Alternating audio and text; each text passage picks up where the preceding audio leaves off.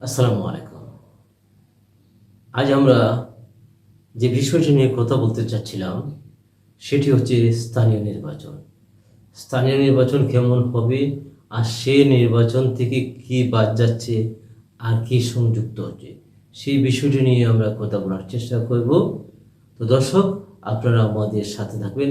দর্শকরা, আপনারা জানেন বিগত 2 বছরের বেশি সময় ধরে বন্ধ স্থানীয় সরকারি নির্বাচন, ভোগান্তিতে স্থানীয় নাগরিক, বিশেষ করে পৌরসভা এবং সিটি কর্পোরেশনের নাগরিক সভা প্রায় নাই বলতেই সারে। কেন নেই?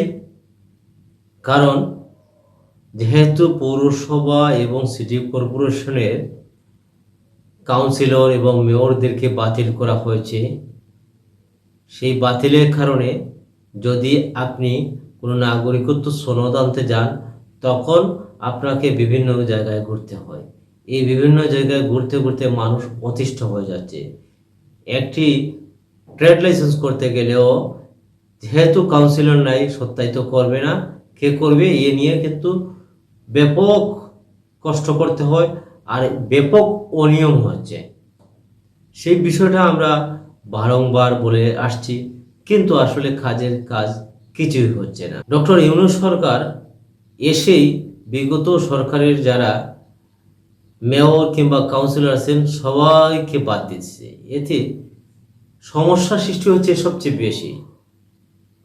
তো দেশ জুড়ে সিটি কর্পোরেশন, পৌরসভা, উপজেলা আর ইউনিয়ন পরিষদে ভোট নেই। এরই মধ্যে নির্বাচন কমিশন আনছে বড় পরিবর্তন।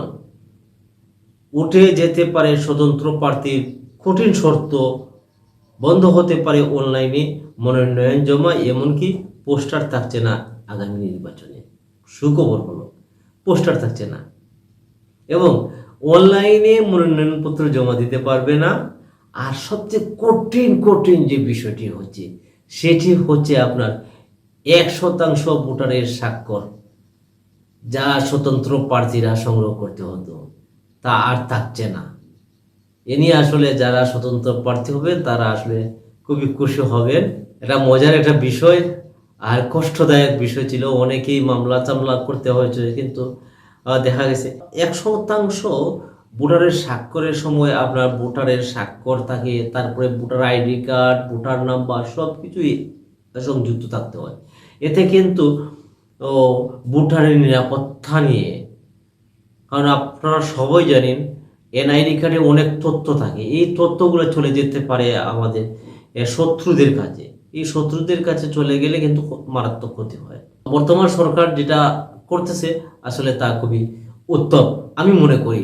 আপনারা কি মনে করেন তা জানি না, কিন্তু সবচেয়ে বড় প্রশ্ন হচ্ছে স্থানীয় নির্বাচন কবে আর কেন এই নির্বাচন এখন জরুরি। প্রশ্ন হচ্ছে প্রতিদিন 24-এ আমি আছি আপনাদের সঙ্গে।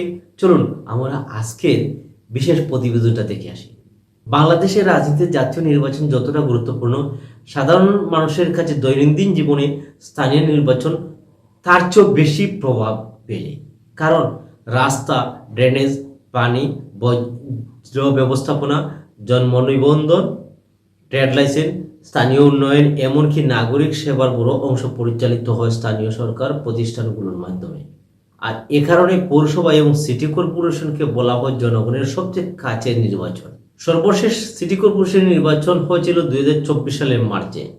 এর আগে 2021 সালে ধাপে ধাপে পৌরসভা নির্বাচন, আর একই বছরে ইউনিয়ন পরিষদ নির্বাচন এবং 2022 সালে জেলা পরিষদ নির্বাচন অনুষ্ঠিত হয়। কিন্তু আওয়ামী লীগ সরকারের পতনের পর অন্তর্বর্তী সরকারের সময়ে আর কোনো স্থানীয় নির্বাচন হয়নি। ফলে বর্তমান সরকার আর অনেক স্থানীয় প্রতিষ্ঠানে মেয়াদোত্তীর্ণ অবস্থায় চলছে।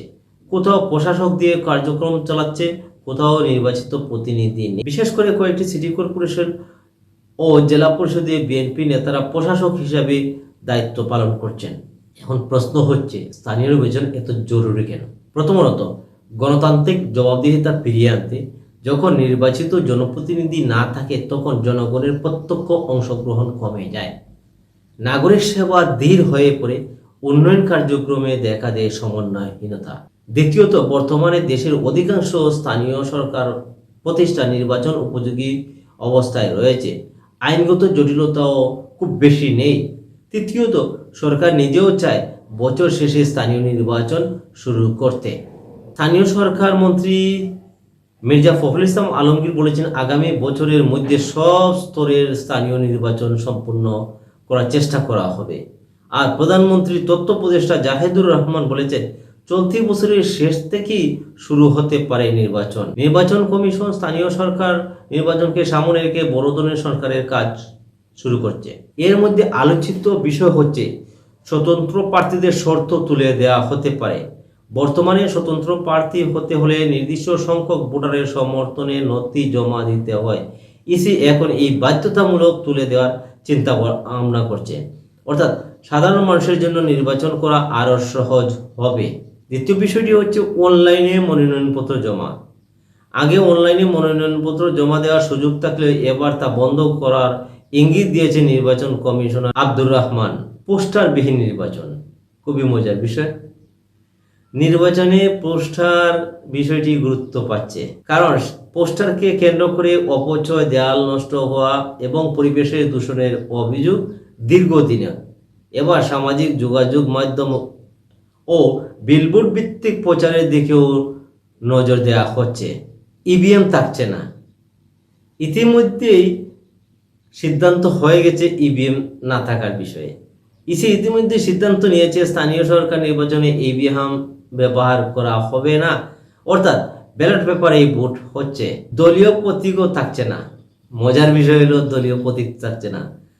অন্তর্বর্তী সরকারের ধারাবাহিকতায় স্থানীয় নির্বাচনে দলীয় প্রতীক বাতিল করা হয়েছিল এবং তা কার্যকর করা হচ্ছে। তাই নির্বাচনে হবে নির্দলীয়। তবে বাস্তবে রাজনৈতিক দলগুলোর সমর্থিত প্রার্থী থাকবে। ইতিমধ্যে এনসিপি ও জামায়াত সহ কয়েকটি দল তাদের সম্ভাব্য প্রার্থীদের নাম ঘোষণা করেছে।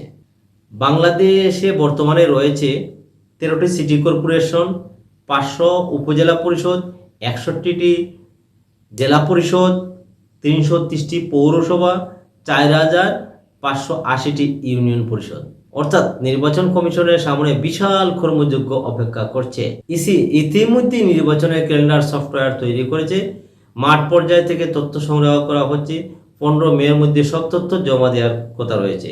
এরপর ধাপে ধাপে তফসিল ঘোষণার প্রস্তুতি নেওয়া হবে। সব মিলিয়ে বলা যায়, বাংলাদেশের স্থানীয় সরকার শুধু ভোট নয়, এটি স্থানীয় গণতন্ত্র পুনর্গঠনের একটি বড় পরীক্ষা। কারণ এই নির্বাচনের মাধ্যমে বোঝা যাবে নতুন রাজনৈতিক বাস্তবতায় স্থানীয় প্রশাসন কতটা কার্যকর ও জনমুখী হতে যাচ্ছে।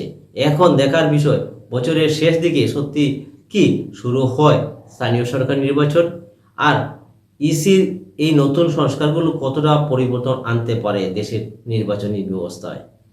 স্থানীয় নির্বাচন নিয়ে আপনাদের মতামত কি? স্বতন্ত্র প্রার্থীর শর্ত তুলে দেওয়া হলে কি লাভ হবে কিংবা কি ক্ষতি হবে, সে সিদ্ধান্ত আপনারা জানাবেন, কমেন্টে জানিয়ে দেন। ভিডিওটি ভালো লাগলে লাইক দিন, শেয়ার করুন এবং সাবস্ক্রাইব করুন।